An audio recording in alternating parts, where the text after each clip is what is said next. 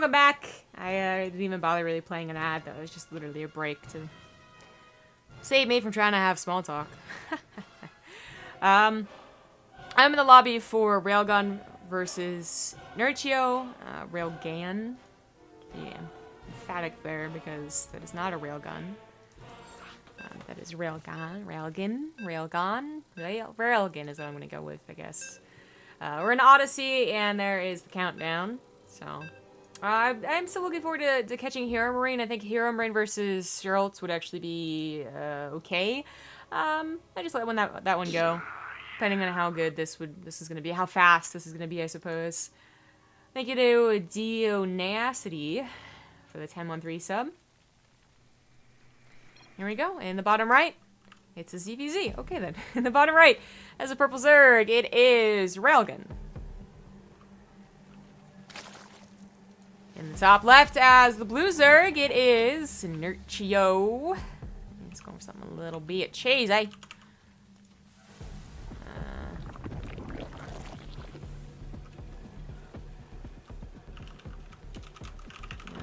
we go. So, early pool, early gas. Railgun, what are you gonna do here? It is 200. 200. Alright, it is going to be a hatchery first, so this is good news for Nerchio. Apparently these guys know at least a little bit about each other. There's some banter going on here. And, well, that could just mean that they're European Zergs and they talk to each other. I don't know how often they play with each other. Because I just don't know a lot about Railgun. Apparently he likes Storm Hosts.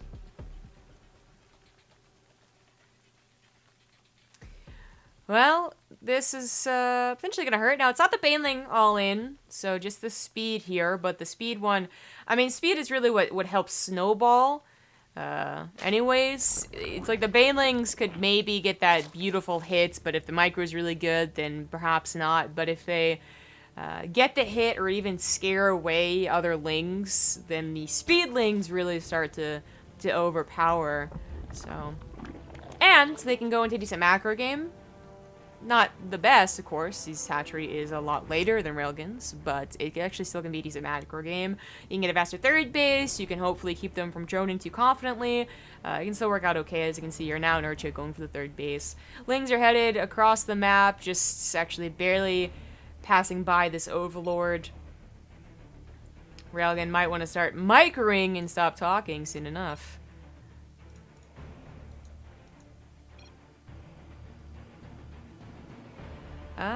The Overlord still hasn't gotten here, and I guess Nerchio is actually waiting for speed. Of course, these guys, ZvZ, they know the exact timings of individual maps and when the Overlord would make it over, where the Overlord would make it over to. So this is the first knowledge he has that it was Lings. That in itself wasn't such a bad thing to see, but the speed kicking in, and of course these Lings over here, is much, much worse. Nerchio asks, how does it feel to die to 13-12? Feels pretty bad. So Railgun actually has a lot of drones to lose. If he had any way of holding on, he could try and bring it to a macro game. Even if he lost the hatchery, he could try and play a macro game out. But the hatchery is definitely going to go down. The main base is still not super secured. The spine crawler in the back will help, of course, deflect lings, but might not help save the drones. There are so many lings from Nerchio here. Only a handful from Railgun. They actually don't get a lot of surface area, though, for Nerchio. And with the Queen's help and Railgun's continued reinforcements of Lings, it looks like that is going to be a hold of the main base. The Baneling Nest follow-up is something that is just, I think, a lot more useful for the defense. But he also has speed. So, it actually has higher tech now than Nerchio, and it's Nerchio who's going to be the one that's be a little bit scared. We have 5 Banelings on the way. Railgun's actually able to get a lot of gas while defending in his main base and could make his way across the map. Nerchio's going to have to show some pretty good micro. I wouldn't even say stellar necessarily because he has so much map to work with, but still pretty good. Thank you very much to the whoever donated. Mage Kron donated $7.50. Time and a half for working on a paid federal holiday. Happy Labor Day. Thanks. Yeah, in America it is a holiday. Parents are off of work and all that, but I've never really paid attention to holidays. Even when I was in school, I'd be like, this is a 3-day weekend? Sweet, I had no idea.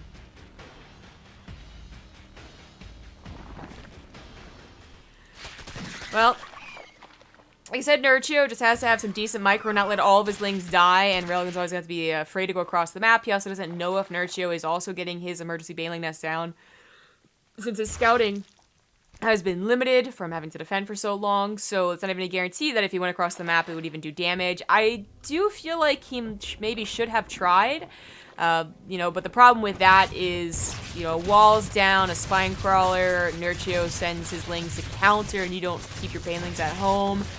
You could lose the hatchery again, and if he lost the hatchery again, well, then that would just be terrible. So, kind of what's happening here. I mean, he went for the attack, but now with the banelings, and the wall was up, but Nerchio pulled back with the lings. Now Railgan's bringing the banelings forward, making a lot more banelings, going for the bust here. This could work. Again, Nerchio without his own banelings, it's just increasing the chance here that mass banelings could destroy his game, but there's the counterattack I was talking about. They did not have banelings back at home. He tries to kind of wall off with them.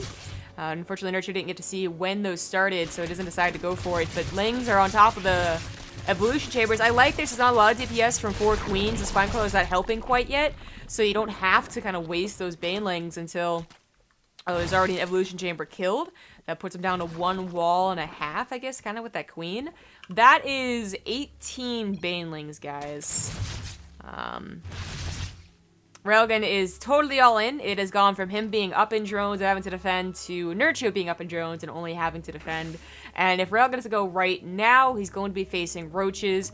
It looks like he's thinking this won't work and is trying other pathways to victory. Roach Warren now for him and drones, but he has to make up a lot of drones. He has to make up +1 timing, soon enough the roach speed timing as well.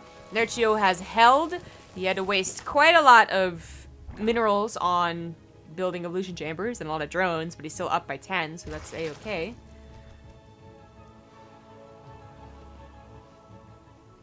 Nerchio even gets lings in here to get another scout. Really not much to see. There is no lair, and that's kind of number 1. He saw the roach run at the front, so that didn't really need to be re-scouted. I guess there's a little bit of fear that there would have been a spire. But of course, by spending so much gas on banelings, it was unlikely. Nerchio using one of his many evolution chambers to go for +1 carapace as well. He definitely has a lead here, and while that may be a bit greedy in a regular ZvZ macro roach, it's perfectly fine here. So now he can even reinforce with lings and not have to worry so much about them just being wiped away by banelings once that's completed. Thank you to Paul, Super Saiyan 2. Keep up the awesomeness. Almost 1 year. Yeah, the 11-month resub. Overload going down. Third base on its way for both players. And Railgan looks like he's going to stick on his ling production.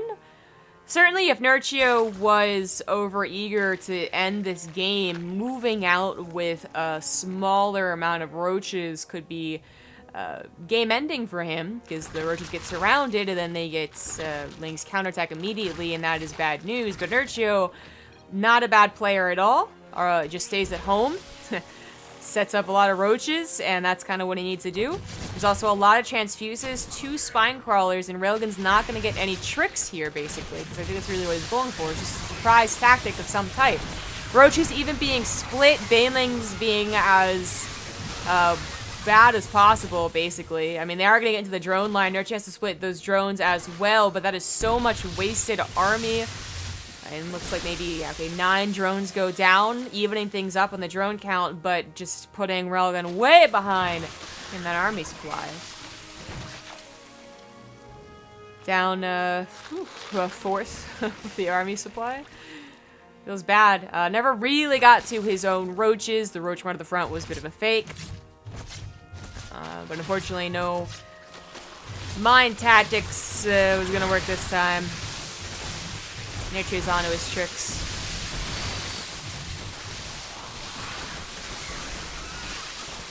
Nice little split approaches right there, and that is going to be it. GG. Here takes game number 1. The back of an early pool, really.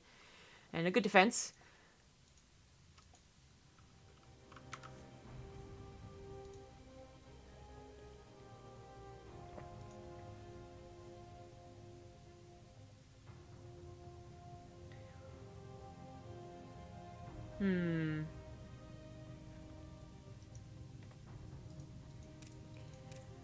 I did a request to the admin to hold here Marine versus Geralt.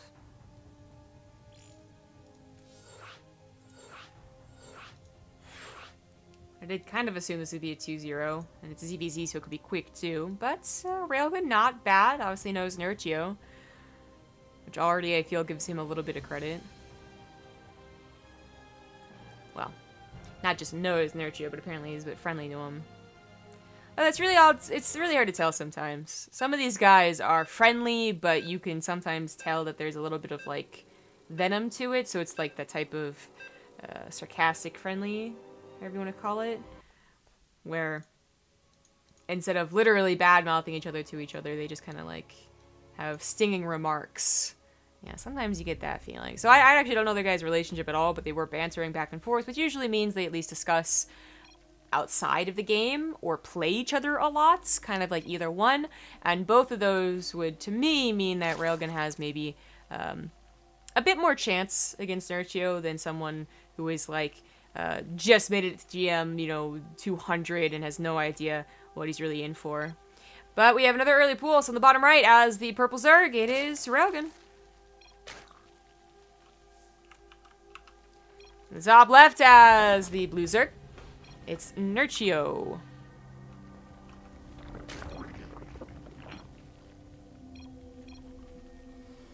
Oh, they're discussing where he got that turtle emote. The war chest has many good things.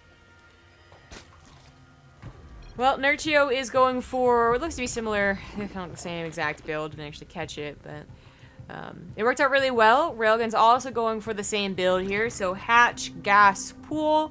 Basically the latest you can get your spawning pool. Actually, not the latest. A lot of builds in, for instance, there's this Terran, you actually add on 2 more drones before you even make the spawning pool, and that's the latest you can get a spawning pool. But this is still pretty late, after a gas after all. And this could still be a similar scenario to last game, but we actually have Nerchio keeping 2 drones and gas. It's going to give him enough, just barely enough, for a baneling nest and a couple of banelings. If you send the lings forward and hide them, you can morph into banelings and have a real shock. Interloper, though, is a smaller map, so where that Overlord last game was unable to see the lack of a hatchery before it was way too late, this one might actually be able to see the lack of creep spread, like a little, just the tiniest little bit sooner, and be like, wait a second, because you can see the speed is still only about over halfway, and the Overlord is close to that natural base. A very different size map. Or it'll just stay there and not move. Okay, good. I mean, either way, this is like maybe like 5-second, 8-second difference. I actually have no idea, but the point is, it's very small, and Railgun is still somewhat limited just by the opener. So it looks like he realizes what's up. He actually sees the lings right now. He saw the lack of a creep spread. So he already had set up a spine crawler. Obviously, you get your double queens, but instead of drones, he made lings. He knew something was up and is trying his best to defend with the timing that he was allotted by his build. He might think this is a speedling all-in still, though. After all, that's what Nerchio did last game, and only in like the next second here is he going to realize that it's also banelings.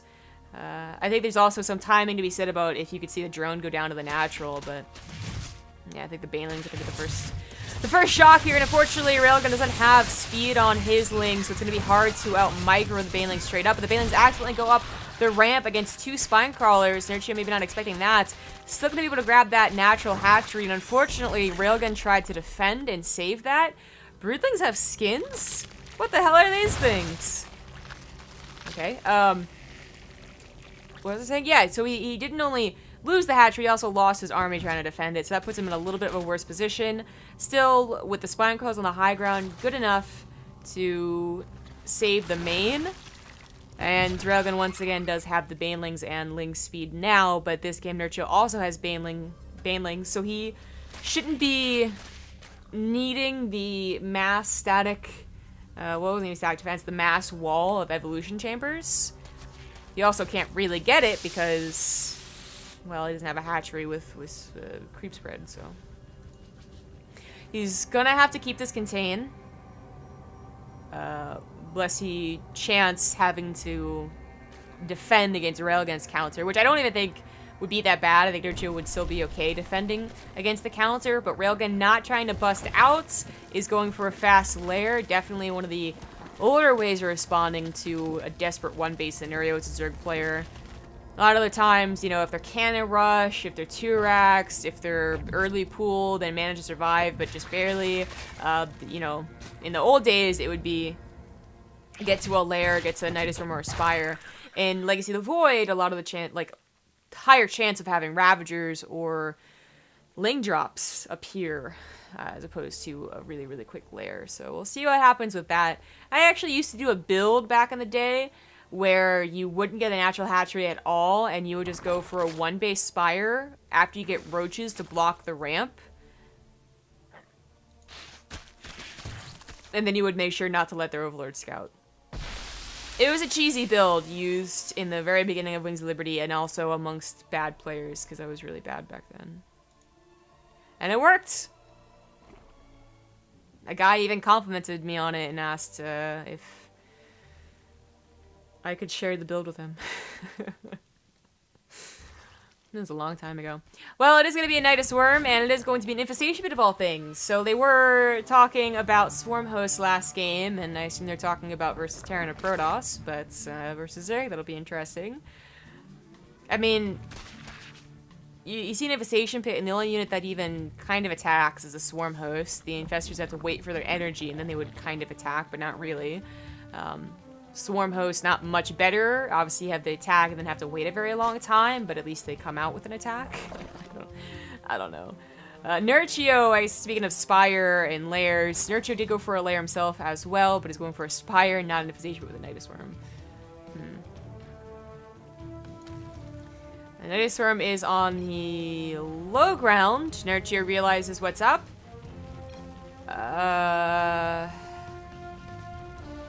No, it is actually 2-base Swarm Host. Don't lie to him.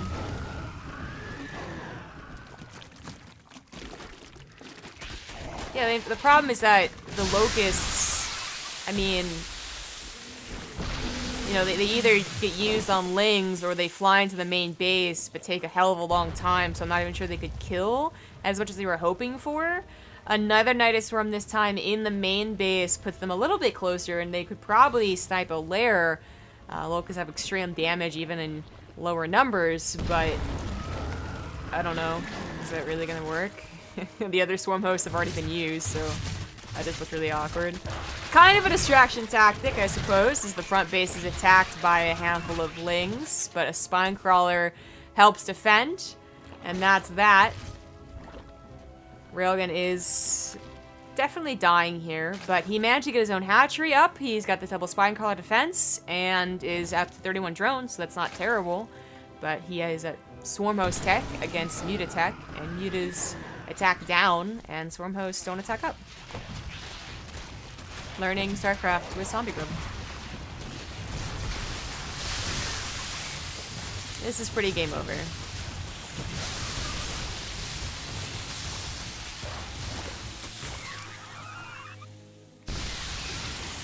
All Railgan has to do is GG.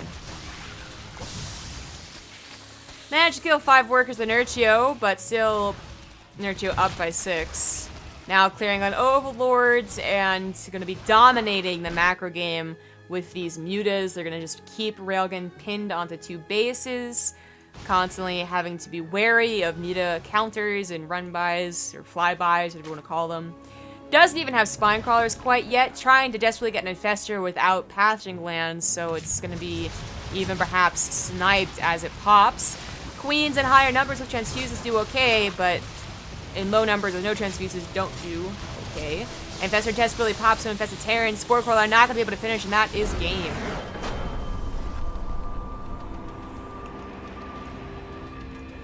So Nerchio takes the quick and easy 2-0, and we'll go on to the semifinals of this Corsair Cup. We do have Hero Marine and Geralt in the other quarterfinals, so I'm going to head on over there, and we'll get started after this quick break.